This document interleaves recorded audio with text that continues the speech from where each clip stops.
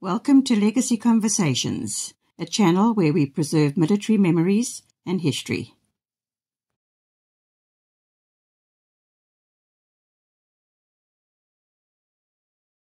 Hello, Internet. I'm excited. A while ago I spoke to General Tony Savides, who says he's the uncle of a rattle. And he might be a stepfather, I don't know. He's quite close to it. And we made three different episodes in the series on a rattle. It was fantastically well done. And then he talked about something, Combat Group Juliet.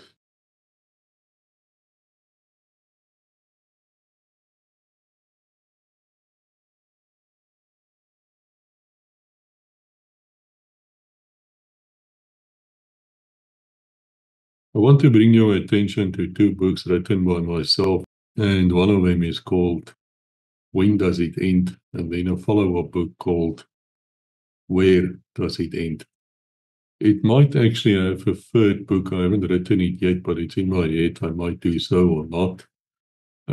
Called Why Did It End? Now, it's a fascinating story, these books, because it's about the Jewish army.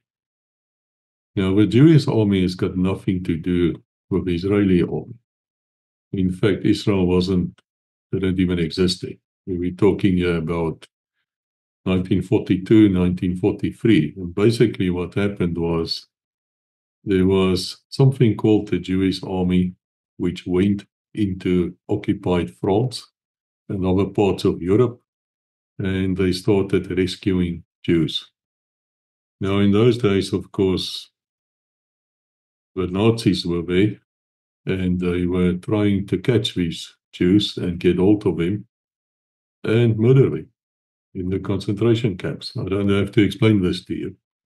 It's well known. And it so happens that Rebecca's family on her side lost everyone in the concentration camps, those who stayed behind in Europe. On my side, with my grandmother who fled to the Union of South Africa, I believe all of them died as well. And so it's very personal to us. I wrote these books with Rebecca's assistance to educate. And would you believe, if you read the first book, When Does It End? You will find out that the Jews were not stupid. They could see this coming. They could see that it was going to happen. And therefore they started making plans to get out. But sadly, they were not welcomed. Nobody wanted them. If you read the book, and of course it's fictionalized, but the history in it is most definitely not, you will read sad cases of a ship which sailed all the way to America and they wouldn't be allowed to put their feet on American soil. And at the end of the day, they had to sail all the way back to Europe, and you can imagine what happened further. It came out in the books that Switzerland, Swineland, despite all their stories that they were so kind to the Jews and they brought all the Jews in and they took care of them, actually the truth is not really that. There's a bit of a different clue there, which you'll also discover in the books. In that 50,000, 30,000 Jews were denied entry in Switzerland because there was something wrong with their passports, or perhaps they didn't bribe the Swiss enough. I wouldn't know. Matter of historical fact. And they also died in the camps. Now, for South Africans, especially the Afrikaner like me, the word concentration camp actually refers back to the Boer War of 1902. That's when that ended, in 1899 and 1902, and that is where the British Empire, that is the British Army. Yes, them, that is where they actually started hoarding Afrikaners into concentration camps. They had a scorch policy for many, many reasons. They never apologized, and 1 out of every 3 died. 1 out of every 3. It's a bitter thing. It's a very bitter thing because people don't know about it and they're astonished when they find out. Now, I've often wondered, why did the Jews during World War II and before that, why did they surrender to the Nazis? I mean, if I know I was going to be murdered in a concentration camp, I'm definitely not just going to walk voluntarily into it. I'm definitely going to fight my way out. Or I'm going to die in the process, but I will die like a man. And I understand from my Israeli friends that these type of questions are asked, were asked anyway in the Jewish community as well. On why did that happen? Now, the books do look into that. And we do look into the law, the legal system, because I'm a legal man. I understand law. I've been trained as an attorney. I practice as an attorney. So when I read laws, even if it's not my own countries, I do understand the purpose behind it. And it's a warning, which also comes out in these books. It's a warning. It can happen again. It definitely can happen again. Might not be against the Jews, but it might be against Christians. It might be against certain types of Christians, those who keep a Sabbath day. In fact, that too was predicted in the Bible. So these are very, very interesting books.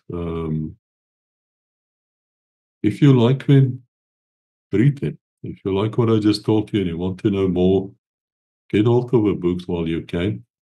I'll put the links in the description as well.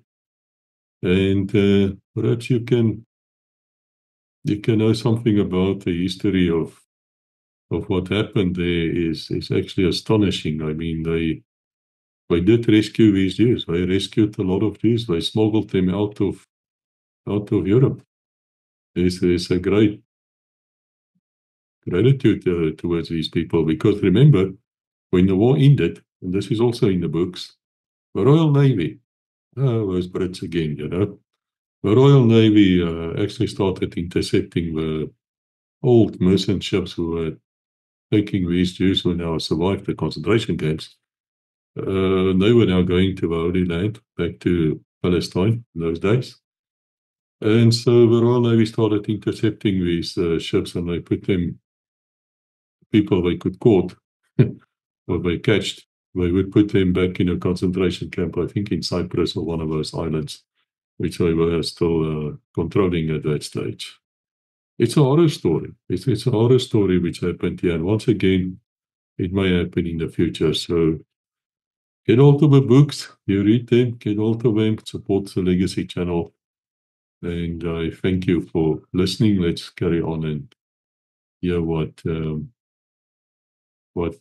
actual video is about.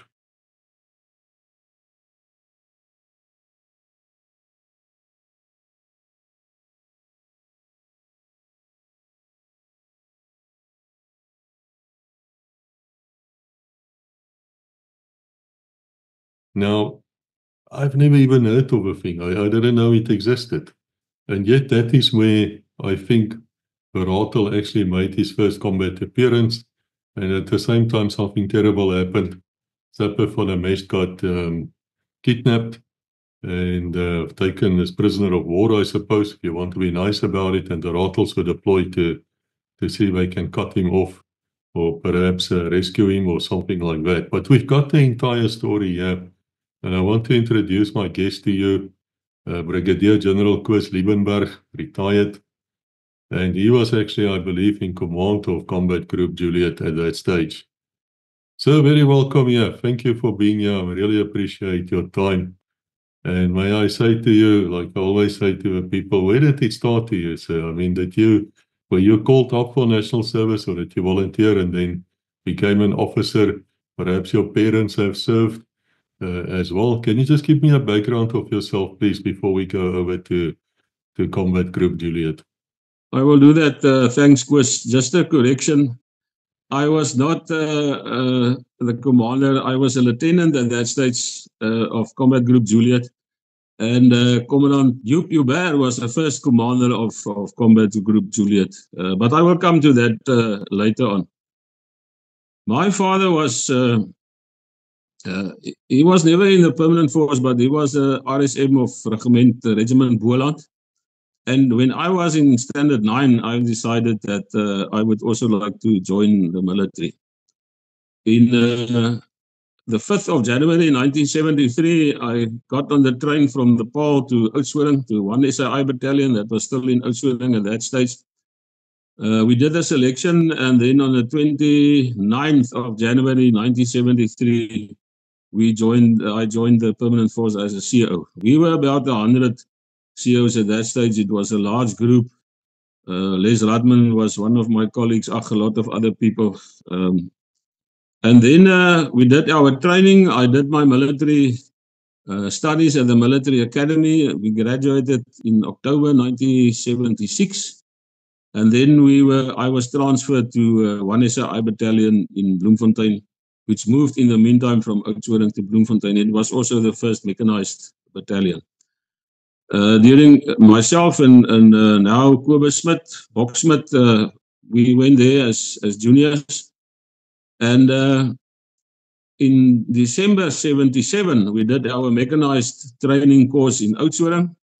And in January 77, 76, we did our training. And then in 77, we start with the training, the new intake in Bloemfontein. At that stage, Commandant Joubert was the commander of 1SAI. General Roland de Vries was the second in command. So we did our training, and then I served in 1SAI battalion in various positions, from company commander, transport officer, the officer commanding of mechanized leader wing, until 88, the end of 88. In the meantime, I was also in 82 and 83, I was transferred to Army Battle School, where I was a staff member at the course wing. Then I went back to, after staff course, I went back to 1SAI battalion, and I later became the 2IC. And then in 88, I was not married at that stage. In 88, I asked for a transfer because the chance of becoming a commander at that stage unmarried was not very feasible in our organization. So I asked to become the liaison officer in Runtu between us and the UNITA. But and it was, the process was on its way. But at the end of 88, I was contacted by the then director, Infantry Colonel Yori Jordan, and that I must establish a 6-3. So at the end of 88, we did that. 89, I was transferred to 8SAI battalion, which was the mother unit of 6-3 mechanized battalion group. Until the end, then I was transferred to Oudtshoorn. I served there as the officer commanding, as a second in command for a year. Then I went back to 8SAI as the commander, and then back from 8SAI in 93 to infantry school as the officer commanding there for 4 years. And in 97, I was transferred to the then Western Province Command HQ, later the Task Force HQ. And it was a very, very good time in the careers of many soldiers, because we were busy with Pachat, the gangs. It was the whole thing of combined operations between us and other departments, the police, gang units. It was very interesting. At the end of 2023, in 03, I was transferred to CJ Ops division, or the Joint Ops division in Pretoria, and I served there until my retirement, September 2014, in different positions. What was also exciting during that time, in the last year about, I was seconded to the Nat Joints, which was established for the Soccer World Cup, which I was part of, which was a very good experience. And through the Nat Joints, I was the only senior officer there with a citizen force lieutenant as my assistant. But it was an excellent time, and that also. So we did the soccer, we did the funeral of Nelson Mandela. We did of the ex-president, various senior state visits, Barack Obama, and that was an exciting time. So all in all, I've spent 42 years in the military, which 20 years of that was in the old SADF, and 20 years was in the SANDF. And as I said during our last function, that we have farewell function, that I really have no regrets in my mind in terms of the time that we served. Excellent people, excellent colleagues, and it was great. I really enjoyed it. But that is now something of the past. So now I have a new life, and it is very nice here on the West Coast. I enjoyed it, me and my wife, and so on. So I'm married. I've got 2 sons, and the one is still in the military, and my other one is a quantity surveyor here in Stellenbosch. So that's my life in short. Now, in terms of Combat Group Juliet, before we start with that, I think we must just go back one stage. 1SI Battalion was deployed as to Sector 10 in September 1977. As a whole unit, with Commandant Joubert in command. General Roland de Vries was the second in command, with 4 companies deployed to the Italy base just north of Ondangwa or Mgwena. And we served there until in January sometime, January 78, if I can remember correctly. But interesting during that stage, and that cuts into the establishment of Combat Group Juliet. National service was extended to 2 years, the end of 1977. So we had to do, while we were deployed, to sort out who's going to study, who must clear out. And in the end, we remained with about 200 troopies of which we were trained the previous year.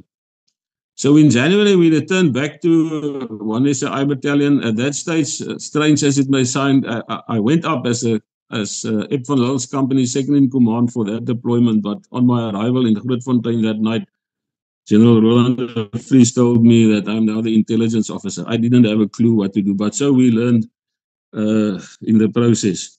So in January, we returned, and then we got the order to that Combat Group Juliet. It was not his name at that stage, must be established.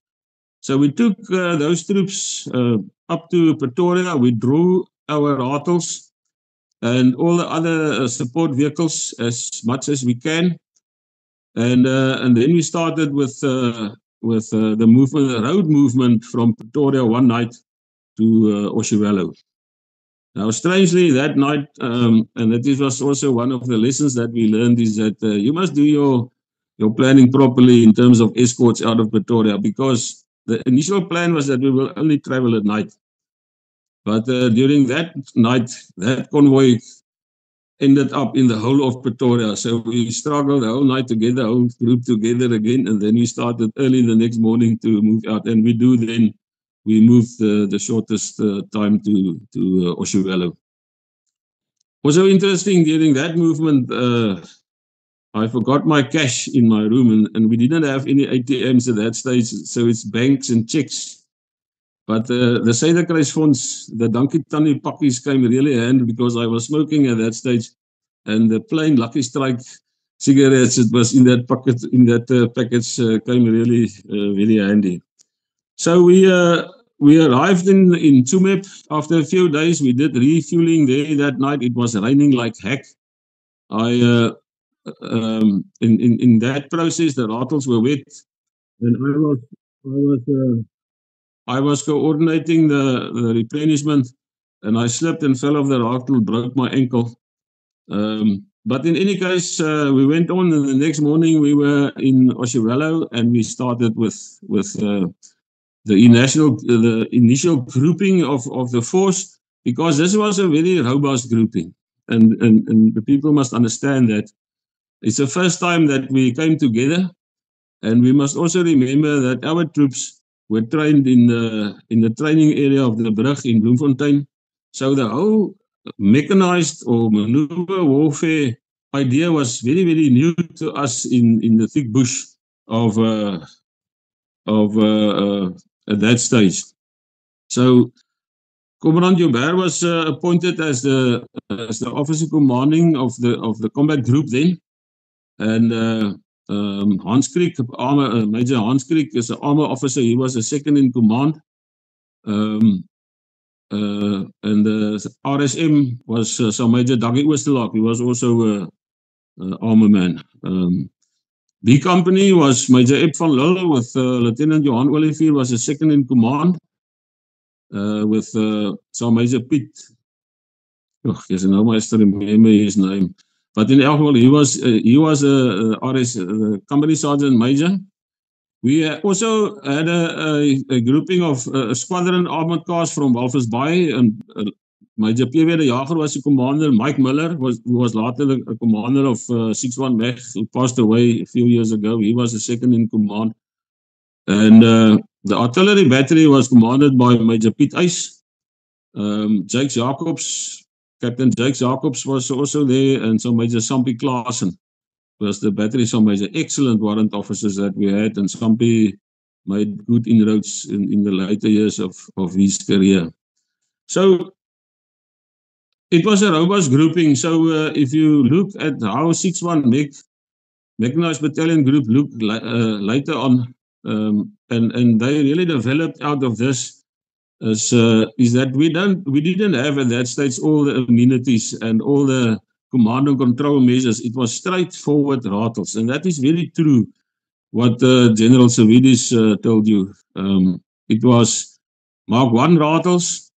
They were prepared for the typical conventional South African role, flaktes, not for that thick bush. But we started with the training in terms of battle drills, movement, replenishment.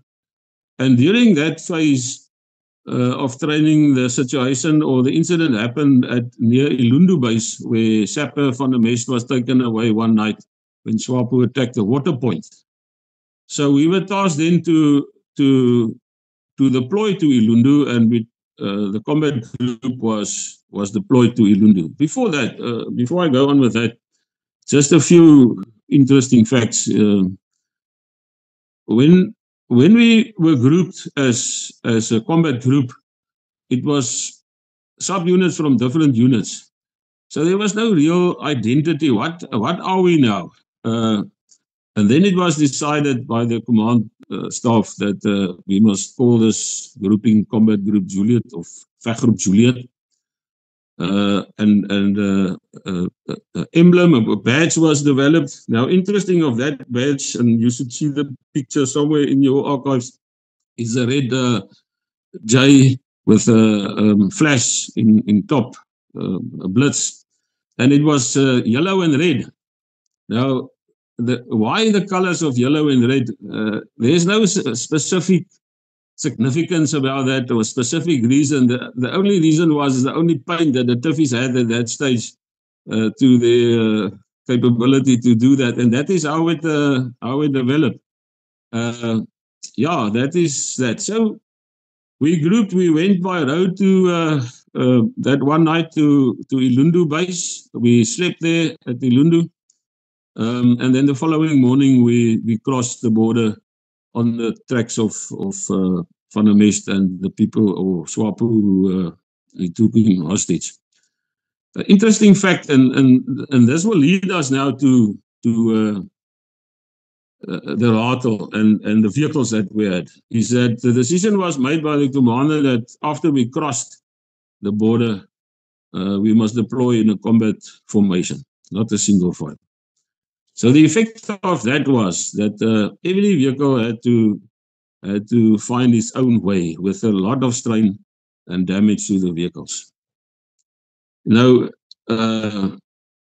what really happened during that stage is that we didn't have run flat tires. The diff lock pipes were underneath the axles, not on top of the axles. So the 6x6 capability were lost very, very early. All the steps, all the protection measures around the flicker units were broken off. The garden racks were broken off. So it was it was, when we returned, it was only a hull of the vehicle that was there, and to the dismay of the logisticians and also the technical people in Grootfontein, because we were accused that we have abused the vehicles. But that was a terrain that was doing that.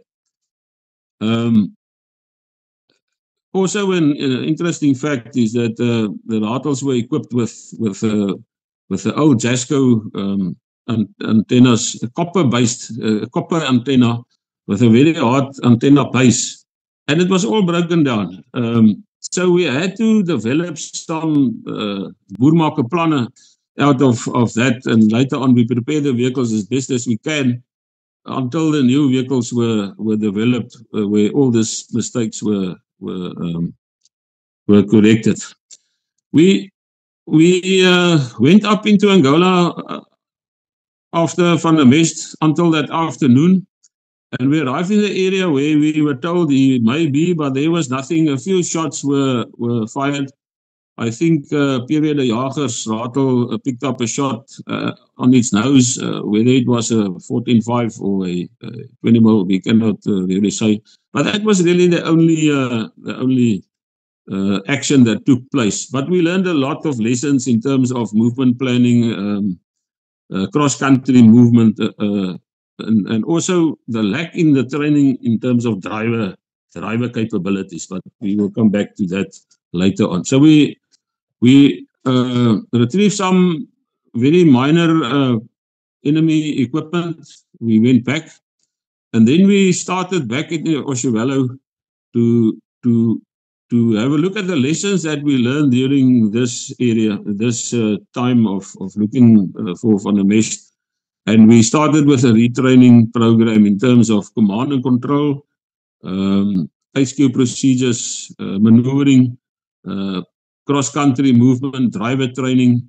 And in the end, it was done by, we completed the training with a joint exercise, which we didn't really have time for before we went to look at the Van der Mest situation.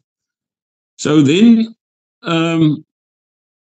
it was also it became visible here in April 78, if I can remember correctly, that there is a big operation on its way. And during my research for this interview, I came on documents that was written by the then command, the staff council, command council of the SADF. So we were then tasked to, or Combat Group Juliet was then tasked to do the attack on Target Bravo, or the Vietnam base, which was commonly known later on. And that also, Kasinga, the parachute attack on Kasinga was also part of this, and some other area operations. But before we got to that stage, there was a command change in the command group of Combat Group Juliet. Commandant Joubert was promoted. I think he then went to Army Battle School, and he was replaced by Commandant Frank Besby, who was the new commander of 1 SAI battalion. And Hans Kriek was also replaced. He went back to South Africa, and he was replaced by Major Andre Creer, later Major General Andre Creer, as the second in command. At some stage, I'm not really sure when, the RSM was also replaced by some Major Piet Robeck from the army, an excellent guy. So we did the training, and on the 9th, I think on the night 3-4, early the 3rd of May, we started with a road movement. But prior to that, the D-Day was also postponed 1 or 2 times. I forgot that, but in my research I read that the troops were mentioning that in their notes. And that was not the first time, or it happened again. I know that whilst preparing for Operation Protea, D-Day was also postponed, and that is quite a significant influence on all the members that were jacked up, and they were briefed, and the adrenaline was pumping, and suddenly you were sitting in the Ratel, comms was checked, And then suddenly the order came, no, stand down for another day. And then the next day, you will have to lift the morale of the troops again, the fighting spirit. But nevertheless, we did that. But it's never a good thing to do that. But we understand the reasons for that. So we moved on the 3rd of May, if I can remember, by road to Umbalantu. And we do the replenish in Undangwa first, and then a quick replenish at Umbalantu base. Now, important lesson learned with our movement from Umbalantu to the Yati, or the cut line, or the border of Angola, between Angola and Namibia, is that the route reconnaissance took place, and we were also led by a motorbike platoon. Whether it was from Swaspes, I cannot really remember, or from our equestrian center. But the lesson that we learned there is that you must always make use of the people that do the final reconnaissance for the routes that is au fait with the capability of the vehicle that they must lead in. So that morning we crossed a Shona, and we got stuck in the mud like nobody's business. And due to that, each hour was forced to be postponed or shifted to the right. I was in the vehicle with the commander, and Commandant Frank Besbier, says he was smoking, live cigarettes. And Staff Pygel Barton was also from one SI battalion. He was his gunner.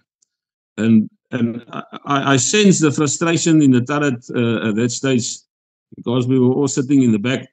And at some stage, Commandant Besbier was smoking 2 live cigarettes at once, because it was just waiting, and we cannot get out of the mud. But in the end, we recovered everything.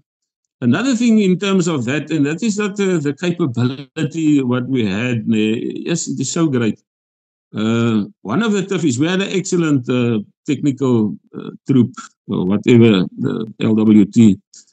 So Major Tommy Thompson was short guy. He was a recovery specialist. He died later on after Operation Askari. And there was also a Sergeant George Crane. He was at one stage and later at School of Armor. And the armored vehicles, the Elan 90s, when they broke down on the route there, he was in the move. He was fixing Elan 90s, and he was burning his arms on hot engines. But that is the type of people that we had. It's great to think back in terms of that. You know, there are so many names that you can name. But in any case, we crossed the border north of Umbalantu. Now, the target was at Chataquera, or Anhara Chataquera as we knew it. And we moved in single file and column file to the target. We approached it from the east, went north, and then turned back to attack from the north. At about 13:45 that afternoon, if I can remember correctly, the Canberras did the airstrike on the target, and about 1400 hours we went in for the attack. Now the broad plan was that it would have been a mechanized infantry attack by Bravo Company, and the armored car squadron of PW Jager would provide fire support from the west side of the target. The mortars were deployed north of the target. So we went in, and at the entrance to the target, or to the north of the target, there was a Mahango field. So it was easy to maintain your combat formation by the company. But as soon as we reached the target, it was very, very thick terrain, thick bush. And that started to provide some issues, and I will come back to that later on. The headquarters placed itself to the west of the target. There was this in Wammeland, and also the south of Angola. You had this white dams that were made, skraapdamme het ons het genoem in Afrikaans, And we placed the headquarters were situated just next to one of those dams. But while this firefight was on the go, and it was really a heavy fight, one of the armored car troops went too far south, and they were not in providing fire support from the west, and they were not in good fire positions initially, and one of the vehicles got shot out, and I think that is where Corporal Truebody lost his life. And we were looking at it because we were the headquarters was very near to that situation, and that is where it was a Corporal Robbie Keynes, later some major in the army. He got out of his vehicle, ran to the car, took out the body, and drove the vehicle to safety. I think the army lost another corporal as well during that day. Bridgeland, I think, is his surname. I cannot remember correctly. But that was that. And then the attack by Bravo Company took place. And now it was the first time that we've experienced this, because it was really the beginning of fighting in thick bush areas.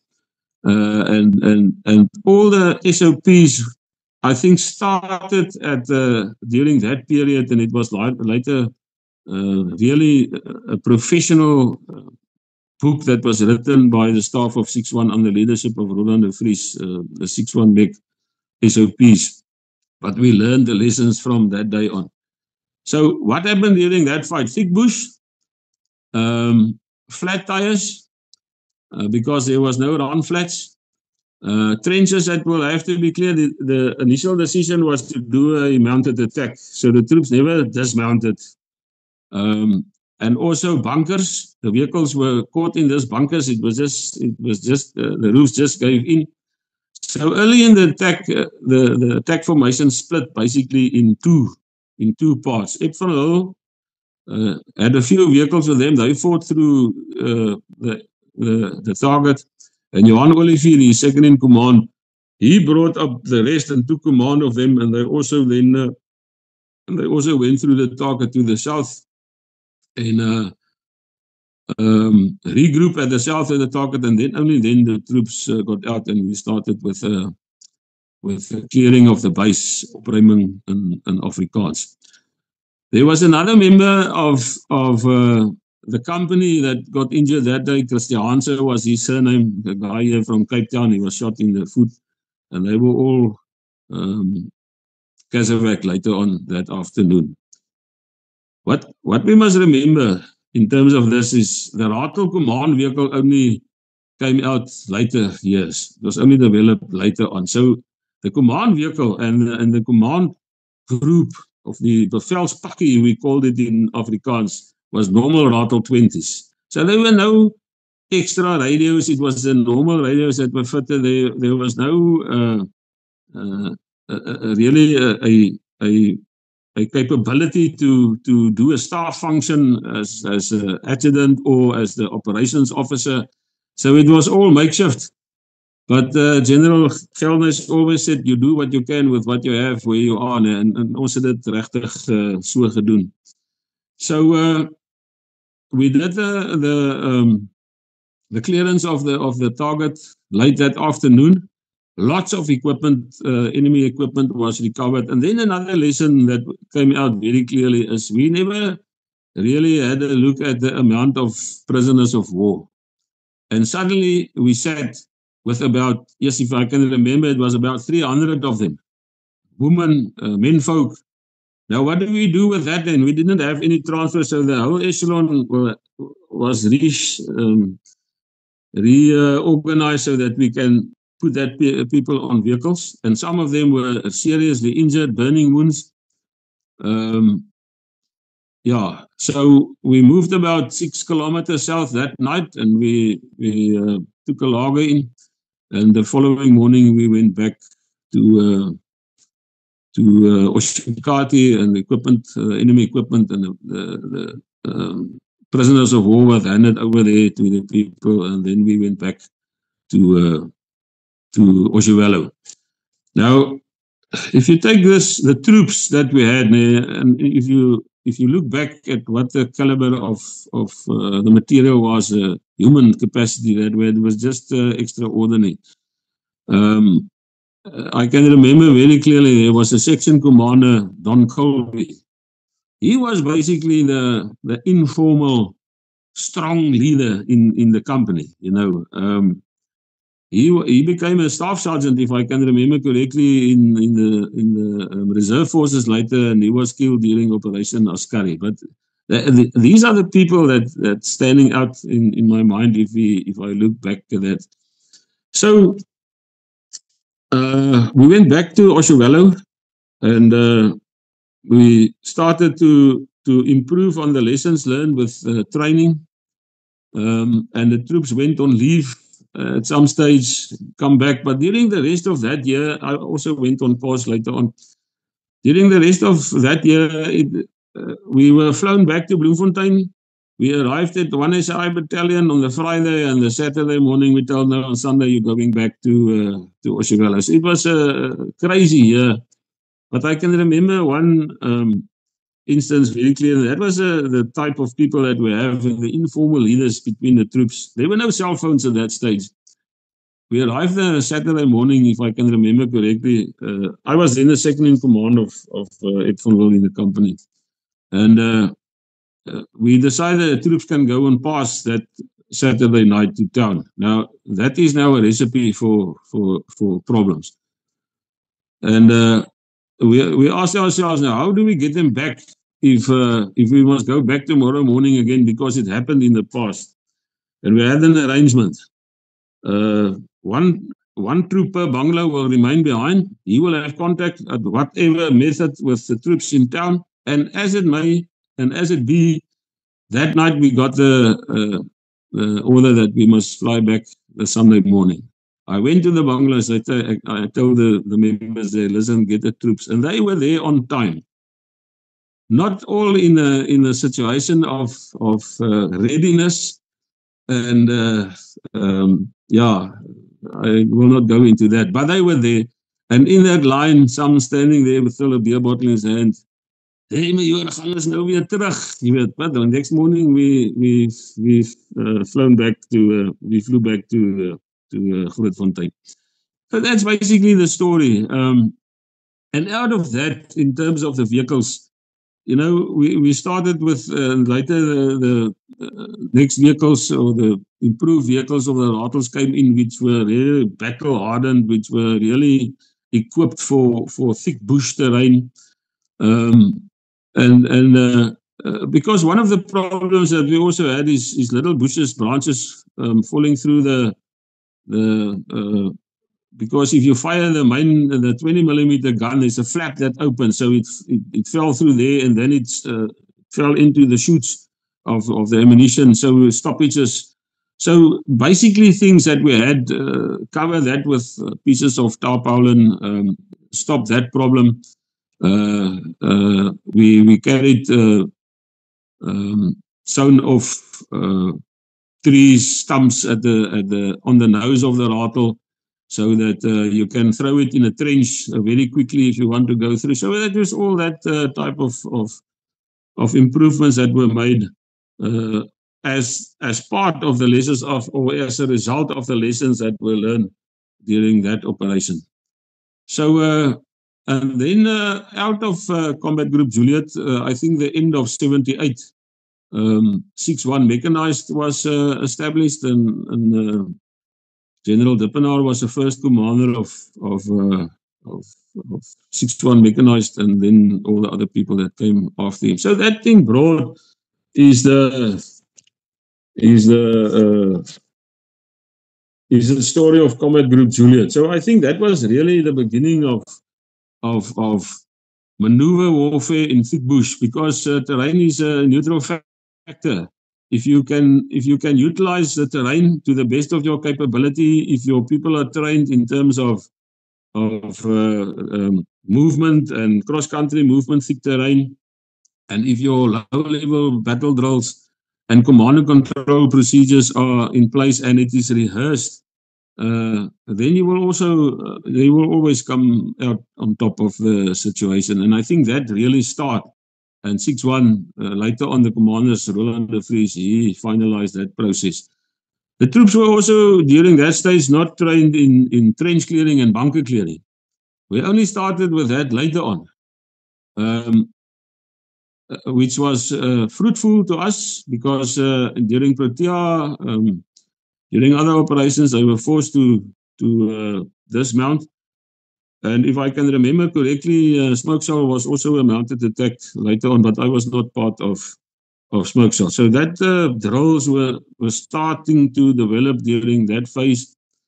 Yeah, that is the story of Combat Group Juliet, and an exciting time, and just the quality of leadership that we had, the training, the levels of training, professional levels of training that the troops received, and all of us, I think, rescued a lot of difficult situations during that time.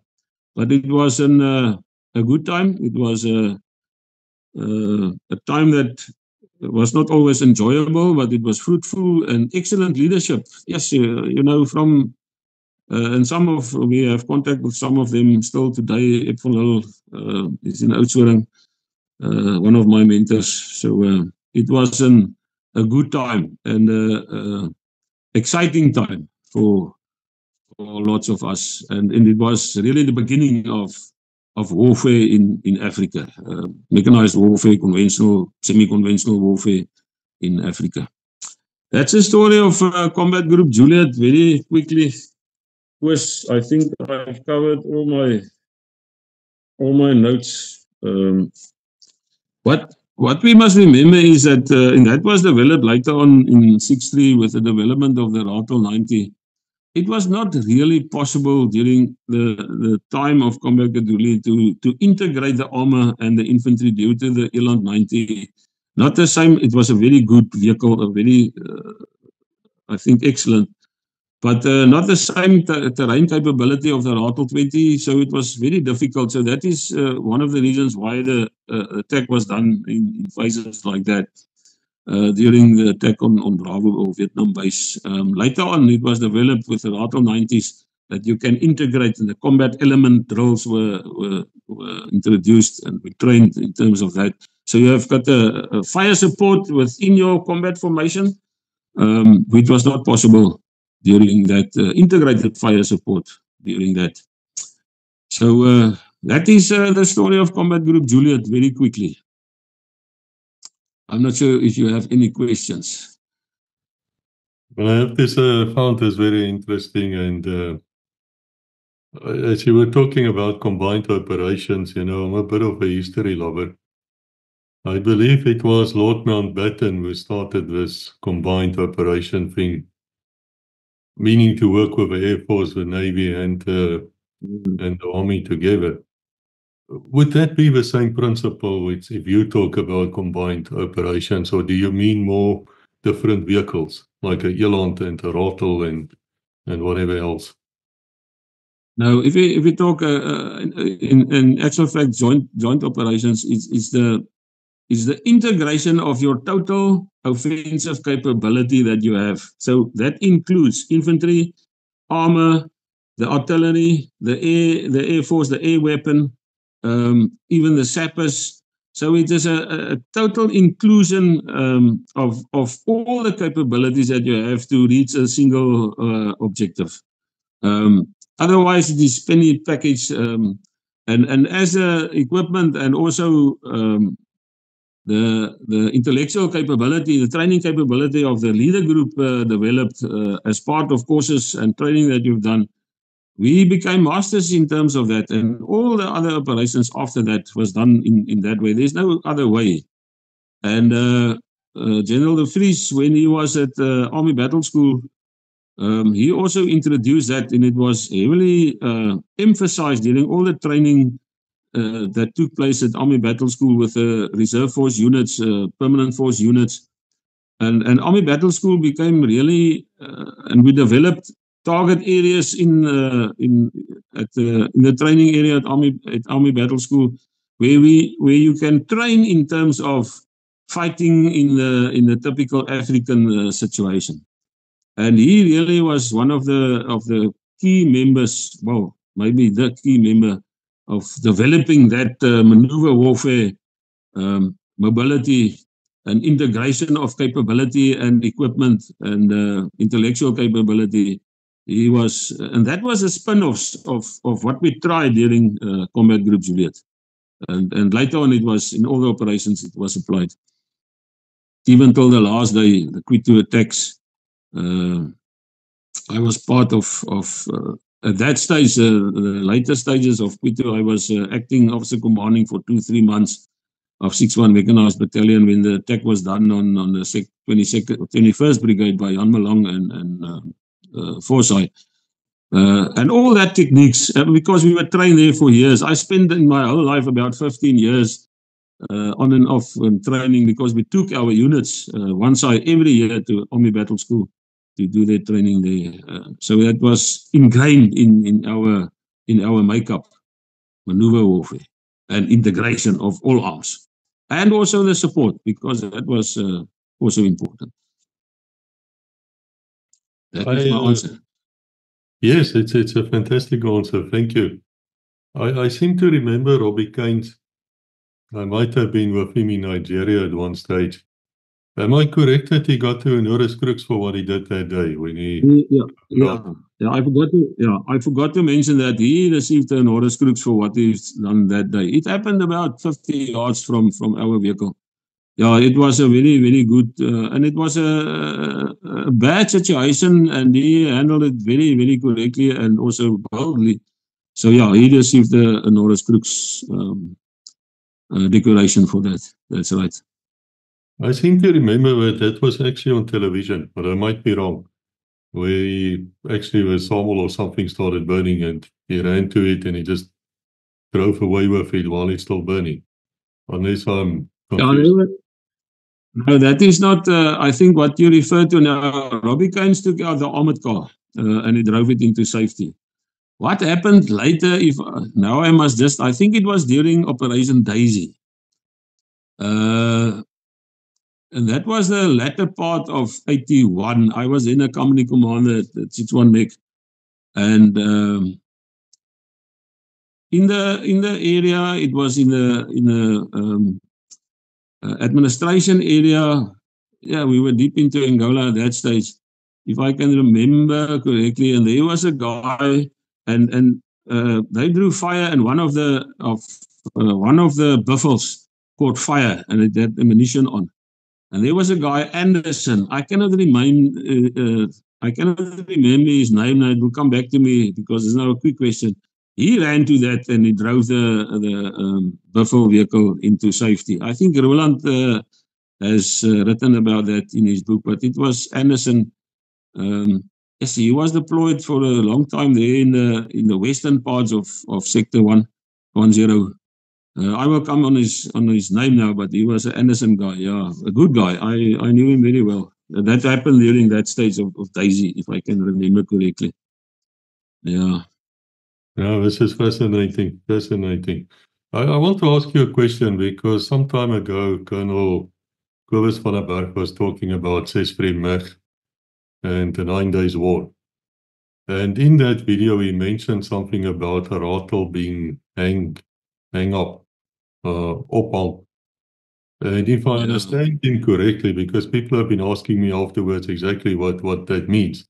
Am I correct, sir, if I say the rattle will go over a tree and then the tree's underneath, but it lifts the wheels a bit and so the wheels can't grip? Is that perhaps what's meant by that terminology? Yeah, as 'n rattle gehang word, it's correct.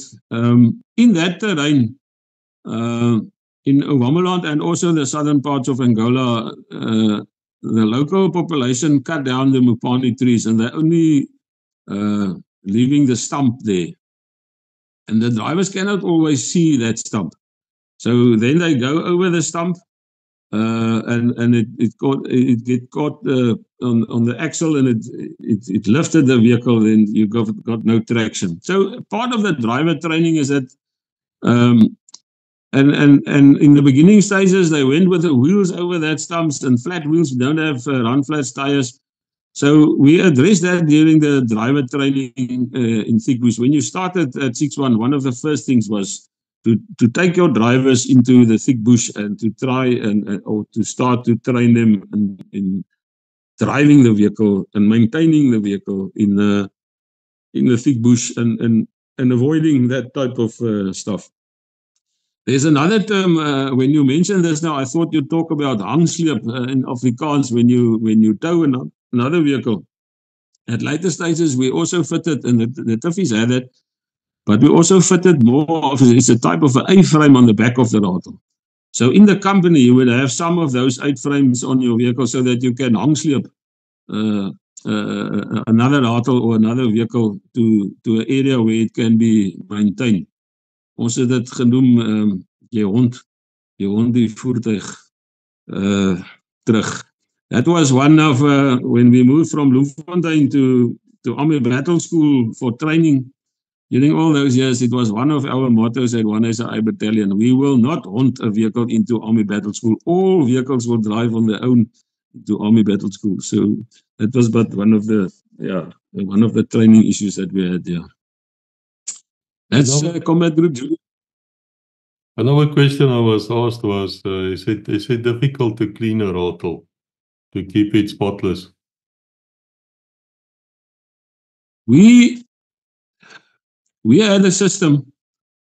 You've got your normal systems of halt parades where you do the quick checks, long halt parades, and then you've got your first and last parades, daily parades. Then if the crew gets together, it's a section, and they look after their vehicle, then it is not too difficult. But it's a big vehicle to train it. But our crews were trained so well, and we had a system of cross-training. So there were members in the section that were trained as gunners. There were members in the section that were trained as, what we call it, assistant drivers. So if something happens with them, then there's somebody else that can take that position. And then we had a system of weekly staple parades, stalparades in Afrikaans, where that whole vehicle was taken apart, it was cleaned, and you check your equipment. There was a whole system, and there are a lot of photos available, how it looks. It is so great to see a company vehicles in line. Everything is packed out exactly the same. Ons sê dit in Afrikaans, pak en dra. Each and every vehicle had the same. All the equipment was in the same storage in the same way, because if you look at night for something, you know it is in the right-hand bin or in the left-hand bin. So that is a system, and even during operations, Koos, and that was something that was enforced by General de Vries, is that even during operations, we had one day in a week, doesn't matter which day, but when there is time, one day in a week, we did proper maintenance of our vehicles, because that was our saving factor. We never had a unserviceability figure lower than 95%. I would like to tell you a story. During Operation Daisy, one day we were moving south. I was then a company commander of B Company at 1SI Battalion. Ariel Higu was a platoon commander, Gert Minnar, Chupi, Delport, Snyman. But in any case, we were traveling from the water point which engineers established near Mupa. And Ariel Higu was with his platoon in front of the command vehicle, and he hit a landmine. And after I crapped on him, because why was he on the road or whatever, I also hit a landmine on my left-hand front wheel. It was a cheese mine, so nothing really happened, but the axle was now shot out. So my car was now a para. Jy weet, hy kon nie ry nie, so hy is now hangsleep. But you know what happened? And Chris Walls of the anti-tank, he also hit a landmine that afternoon. So we were 3 axles short. And my company, Sam Major Visa, he passed away last year, the year before. He was also my RSM at 63 Meg. He tried to get axles, because we had axles in the administrative area. But the Pumas at that stage couldn't take it because it's too heavy for the floor. They can lift it, but it will fall through the floor. So what happened during that time is, at one night they flew 3 Super Freelon helicopters from Durban. Now, they were not really built to fly in that high altitudes. It was a maritime thing. They flew to Grootfontein. They pick up 1 axle in a Super Freelon, and the next day they delivered it into my base. 3-4 hours later, my rattle was serviceable again. That is what our capability was. It was excellent. Yeah, it was great. So that's what can be done. Yeah, we definitely got to speak further. I hope in other episodes, but now at least we've learned you were not the commander of Combat Group Juliet.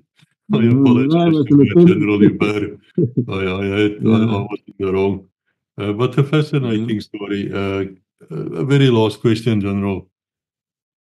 Do you think that the lessons learned during this time was crucial for the further success of a rattle in the years to come? You can never underestimate the lessons learned there and how it developed into a formidable doctrine in terms of maneuver warfare in the South African Defence Force at that stage. And it's also been taught today still on courses. But that was the beginning of the whole thing. And it was every year it was refined. Just an interesting story. In the preparation for Protea, I was becoming commander at 61, and we started with trench clearing operations. That Saturday morning and the end of 80, we changed the R1 rifle to R4 rifle, so the troops were retrained in terms of the R4 rifle. And that Saturday morning, we built a typical SWAPO base there next to Umatea. And that Saturday morning, it was my company's turn to start with trench clearing operations. Step by step, we took it through. Later on, we do it live that morning. Also throwing M26 grenades. That was not a nice, if you're instructor, it's not a nice thing to do. But in any case, we did that. In the process, we have blown up about 24 R4s that morning, which the breech block just exploded. And we were wondering what the hell is going on in terms of why is this happening? But the nice story is that the Sunday morning, aircraft landed at Operette Airfield there next to Umatea. They had the training base of Sector 10 at that stage with people from Arms Corps and Littleton LEV, Littleton Engineering Works. And they came and inspect what happened with that rifles. And then we realized that in the movement around the corners and in the trenches, sand comes into the barrel of the rifle. And it caused a stoppage. And then it just explodes because that gas has got nowhere to go. So, and then we changed the drill. So if the troops went into the trenches, the rifle was up. The barrel was up, never down. Only when you was fire, then you take it down or go around the corner, then you do that. And we solved the problem. Later on also, we put some balloons or condoms or whatever over the rifle barrels for sand. But the drill was set, and that was development all the time. Small things, but small things saves lives at some other stage. So I think Combat Group Juliet was really the beginning stages of I think also, and I was not part of Savannah, but I think also the lessons learned during Operation Savannah, it all built up to the doctrine in terms of maneuver warfare, mobility, integration of forces, also integration of human capacity, intellectual capacity to understand this whole thing.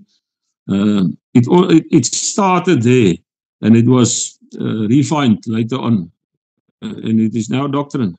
So yeah, but then you must have people that understand it and it's willing to do that.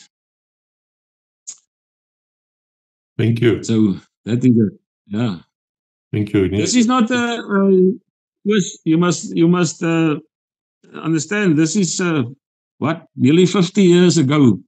And not much was written about Combat Group Juliet. So much of it, if I thought about it when I was preparing this, some things came to mind. I've spoken to Ep van Lille. But you forget some things during the year. So facts may not always be right, but that is how I remember it. And I think the gist of it is there. That was the story of Combat Group Juliet. Well, if there's anybody else out here who can contribute towards the knowledge so that we can get it for our grandchildren. I will do that. Ep van Lille is in Oudtshoorn. General Andre Creer is here in Langebaan, so I will also contact him and ask, and then you can contact him because he was a second in command of that operation, Vietnam. I will contact them and put them into contact with you. Thank you. This is fantastic. Unfortunately, the other pastor, Johan Willifier, is still there. I also speak to him. He was the second in command of Ep van Lille.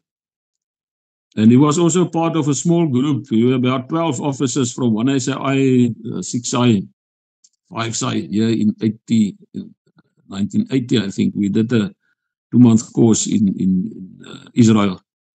I'm not sure whether we can speak about that today, but we went there and we were also trained in the mechanized warfare on the M113 in the Negev Desert and a lot of other stuff.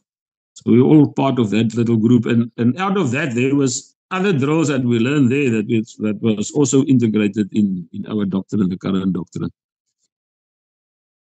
Yeah, I think it's well known. It's well known, the Israeli connection. I mean, we're very grateful towards them for a lot of things. But this was really fascinating to me.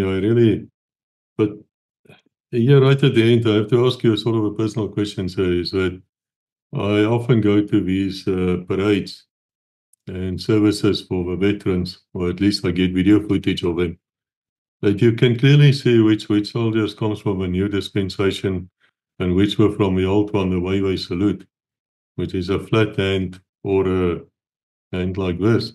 So which of the two would you use, or is it unimportant? It doesn't really matter. We were used the train like this, and then it was changed later on, but the Navy was always doing this because their hands were always dirty. And then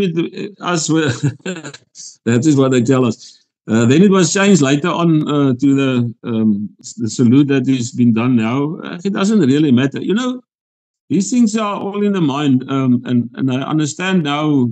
I read the comments of how many generals are in the Defence Force. In the past, we had brigadiers.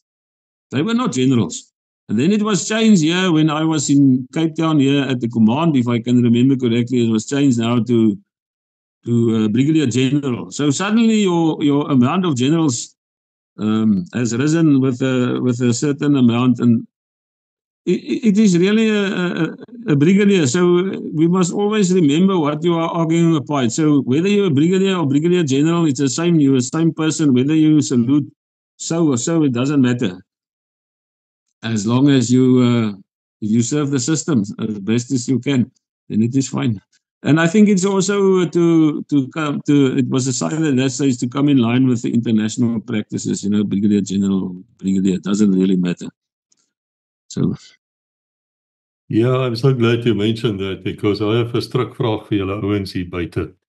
I'm going to switch to Afrikaans because I like to speak to others in Afrikaans.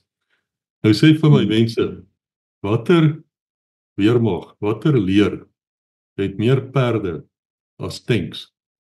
En sê vir my, watse vloot het meer admiraals as oorlogskepe? En dan sê vir my, watse land se lugmag, almal dieselfde land hoor. Watse land se lugmag het as gevolg van regstellende aksie nie meer vlieëniers vir sy vliegtuie nie? Kom ek gee julle die antwoord. Britse weermag. Britse weermag. Onthou dit as julle weer begin vinger wys. Jy sien, Koos, ou moet hierdie kommentare ook as jy nou na hierdie kommentare luister en ons kyk hoe lyk ons eie situasie op hierdie stadium, dan is dit nie goed nie. Ek dink ons human capacity is daarso, maar ek dink as gevolg van 'n klomp ander redes het dit nie gaan dit nie baie goed nie, en ek dink nie geld is altyd die probleem nie. As jy te groot is vir jou geld, dan maak jy kleiner, maar dan raak jy die beste in Afrika. Dit is die issue. As jy lees oor die Britse weermag, as jy lees oor die Nieu-Seelandse weermag, is sit in presies dieselfde, ek dink Australië in 'n groot mate ook, wat deur dieselfde goed gegaan het, na die oorloë afgeskaal. Ek bedoel, ons het deur dieselfde gegaan na die Tweede Wêreldoorlog, en as dit nie vir Savannah was nie, het ons weermag nooit weer gekom waar ons was op 'n stadium.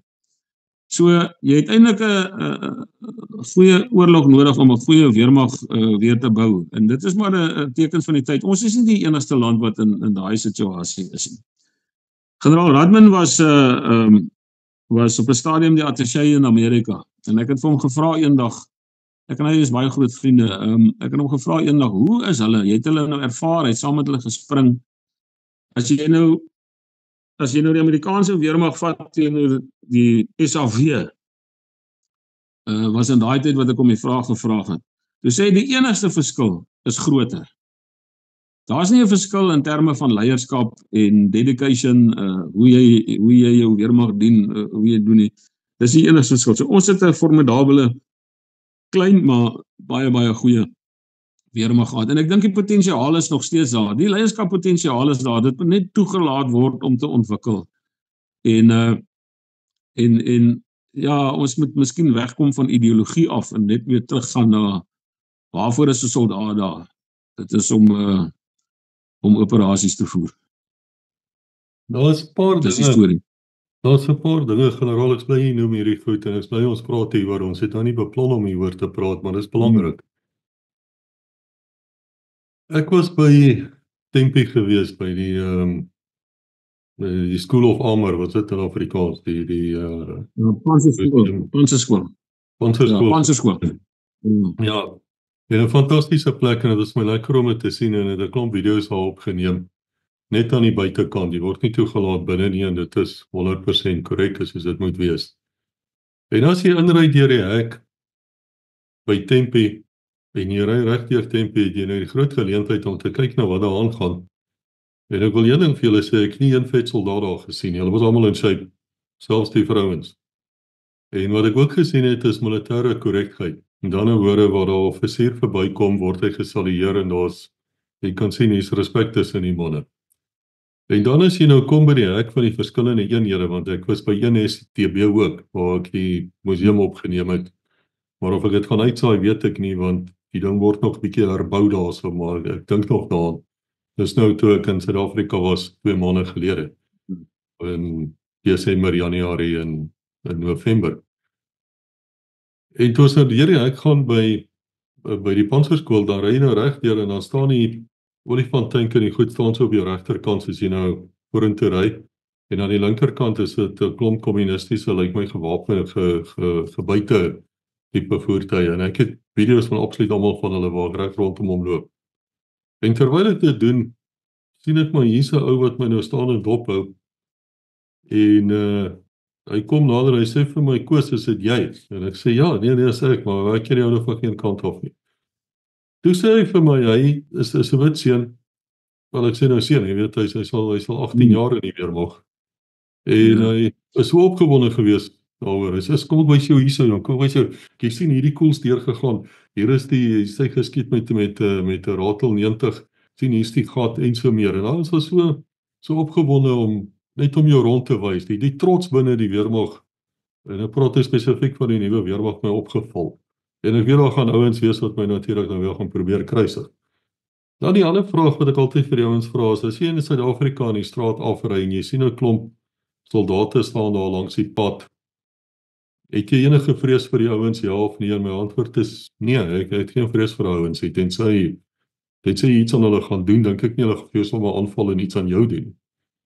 Maar tot my skande kan ek dit nie sê oor die SAPS nie.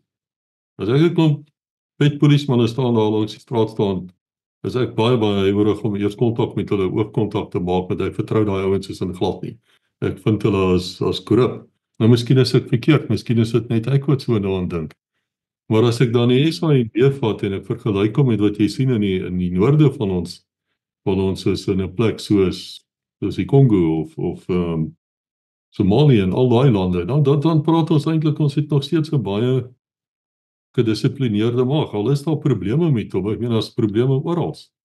En ek het 'n teorie, en dis my laaste teorie, is dat op 'n stadium gaan die jong offisiere wat deur die akademie kom en wat niks te doen het met die vorige bedelings as dis idees nie, hulle gaan op 'n stadium noodwendig moet oorvat soos die ou manne uitsterf en aftree, en dan gaan jy weer teruggaan na die vlak wat ons aan gewoond is. Of is my teorie heeltemal verkeerd? Dus hoe is die gevoel hieroor? Alles wat tyd. Nou 30 jaar in 'n land se geskiedenis is soos 'n oogwenk. En ons moet nie naïef wees, dit gaan nie goed nou met ons nie.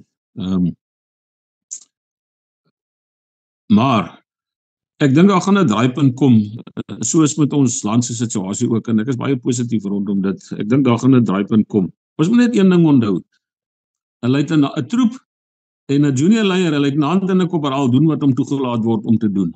As sy kompanie bevelvoerder of sy volgende senior bevelvoerder en die kompanie bevelvoerder se bataljon bevelvoerder is nie bekwaam is nie, dan gaan jy nie 'n goeie organisasie hê nie. So ek glo soos die jong ouetjies deurkom, en ek is nou wat 11 jaar afgetree. Ek het uitstekende offisiere gehad wat saam met my gewerk het daar by CJ Ops Lamla Moletana. Hy was 'n kolonel Bruce.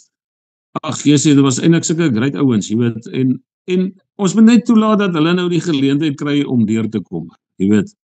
En partykeer Koos, dit sê ek nou so half met so uit my agtersak uit, jy weet. Ons moet besef waarvoor is 'n weermag daar. 'n Weermag se pomp en seremonie is belangrik, maar 'n weermag se groot doel is om sy land te beveilig, om die soewereiniteit te behaal. Dan raak groot karre en golf daar en sulke goed. Wat belangrik is, moet nie dan belangrik wees nie. Ons het op 'n stadium die opmerking gemaak, net voor ek afgetree het, ons eendag met generaal Ngwebe gepraat.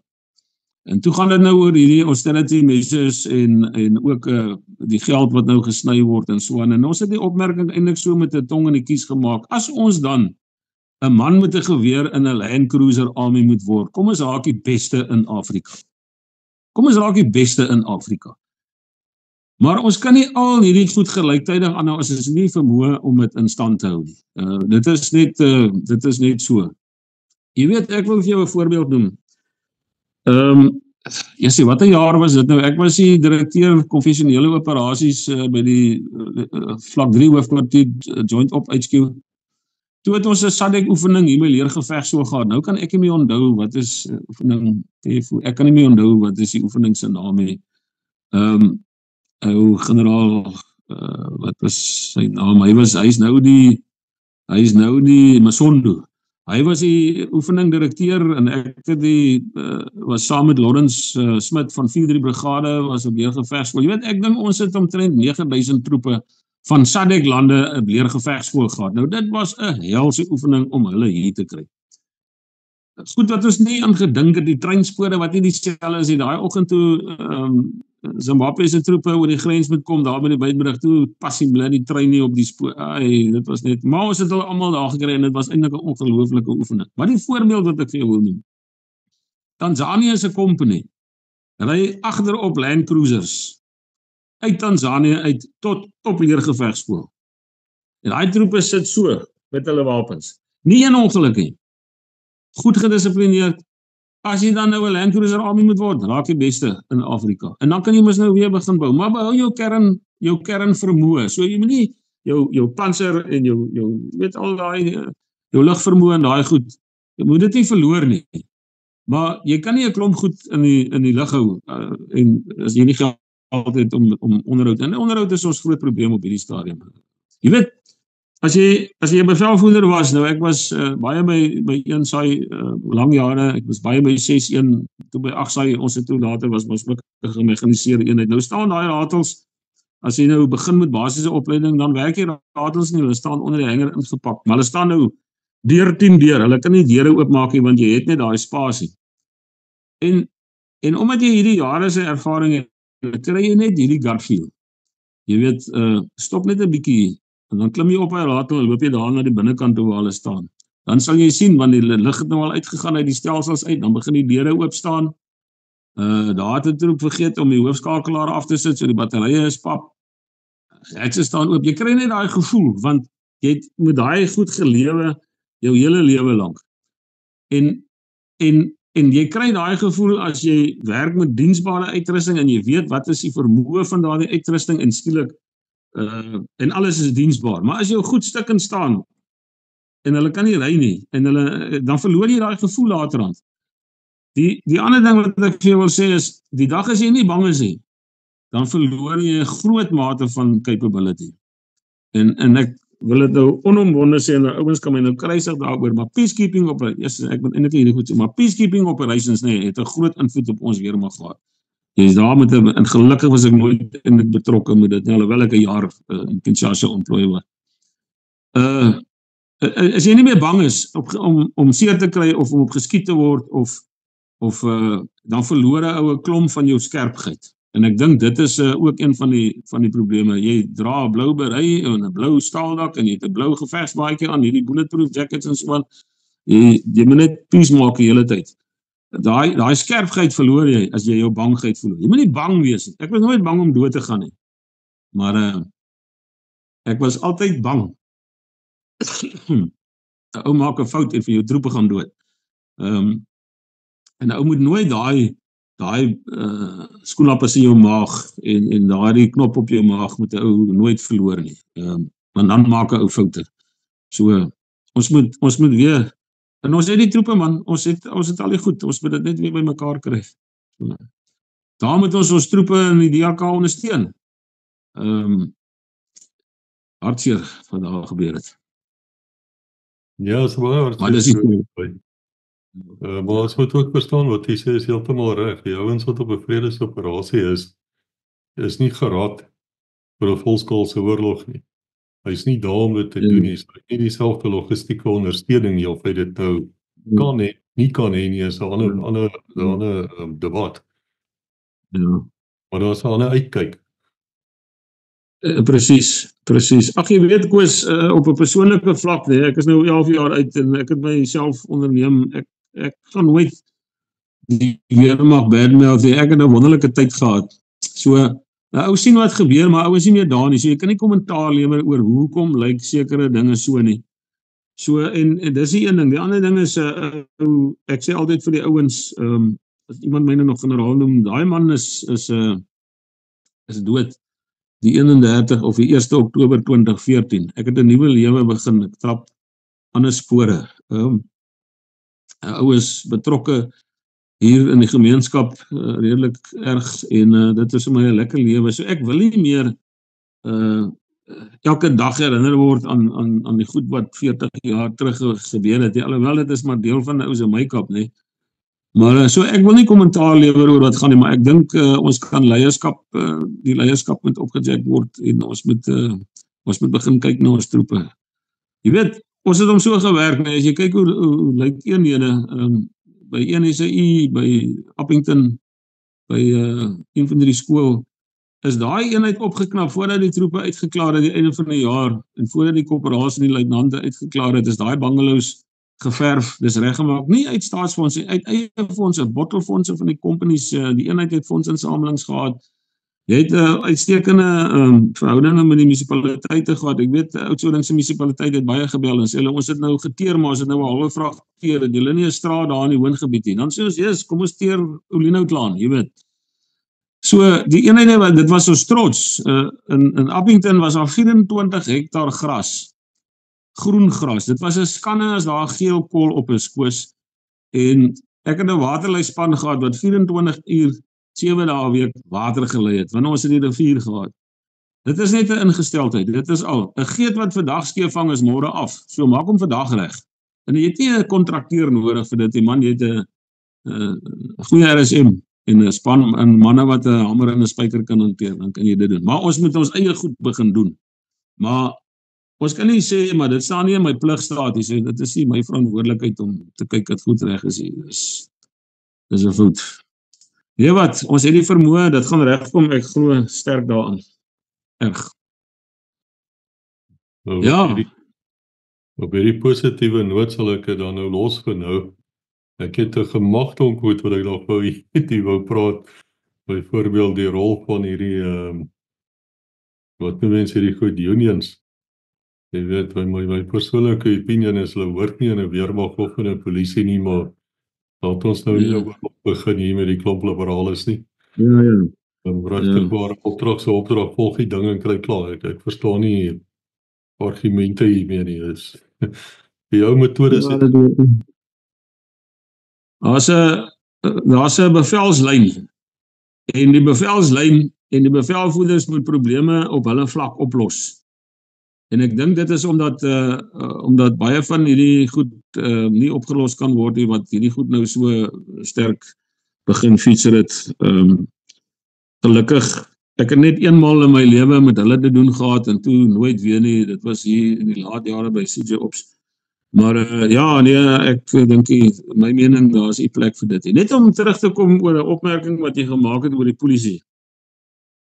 In my tyd in die Kaap, ons het eintlik, daar was sulke wonderlike polismanne, wat ons mee saamgewerk het. Die Robbie Roberts, Wes van Pops, David Garnett wat daar in Pretoria, ons het lank saamgewerk. Ons is maar dieselfde, ons is kort gebakker, altyd is ewe dik en mekaar baie gevloek, maar uitstekende generaal Prys of commissaris Prys, Johan Burger, dit is net unbelievable ouens. Die commissaris wat nou afgetree het, wat daar by Johannesburg was, Gauteng, hy was die voorsitter van die NAJOC. Ongelooflike ouens en ouens dedicated tot hulle werk, jy weet, nou wil ou dit vat hier nou ons plaaslike omgewing, is nou hier lid by die GPF en ek is by die buurtwag betrokke en ek het 'n ongelooflike verhouding met ons het nie 'n polistasie nie, die naaste polistasie is op Darling. Maar ek het 'n ongelooflike verhouding met die bevelvoerder kaptein Otto. 'n ongelooflike ou, maar as jy vat die vermoë wat hy het in terme van mensemateriaal, in terme van staffing, in terme van uitrusting wat hy weet, hoe lyk die polistasie, dis 'n bloody skande. So jy kan daai ou blou skop in die gesig. Hy sal nooit anders te kan wees nie, want hy het nie die vermoë om anders te kan werk nie. En dan is dit maar net 'n kwessie van, kom ons hou net die gevoelens en kom ons hou net die verhoudings met mekaar reg, want dan kry jy baie meer uit hulle uit. En ek kry eintlik van hierdie platlandse stasiebevelvoerders kry ek bitter jammer. Hulle het net nie die vermoë om beter te kan doen nie. Maar as 'n ou hulle vra, dan is daar. Hy kom sit self in die nagte hier saam met ons, jy weet, so. Dis 'n great ou. Die vermoë is daar, die mensemateriaal is daar. Ons moet net die ou hout uitkap en ons moet die korruptes moet daar uitkom, dan kan dit beter gaan. En ek glo dit gaan so wees. Dis maar ons ou organisasie dieselfde, jy weet, so. Nee, wat ons moet nie moeg raak vir hierdie storie nie. Ek wil ook nie ek wil nie in Amerika gaan boer nie. Nee, dis waar ons is. Maar baie dankie, ek waardeer regtig, ek is baie bly hoe die gesprek geloop het. Mense, daar gaan nou 'n volgende een ook wees waar ons praat met die generaal. En ons moet nou maar sê generaal, want dit was daai tyd wat ons praat van nou nie. Ons gaan praat oor 6-3 Meg. Want ek was nogal geskok toe ons gepraat het met kolonels Oberholzer en Van der Berg en hulle vertel ons van hulle tyd daar by die 9-daagse oorlog en ek besef by myself, in die eerste weet 6-3 Meg bestaan nie, so moenie daai video's, daai episodes mis nie. Ek sê vir jy baie dankie en soos ons altyd sê by Legacy, mag die Here julle seën tot ons mekaar weer sien. Thank you for watching. Please like, subscribe, and ring the bell to receive notifications.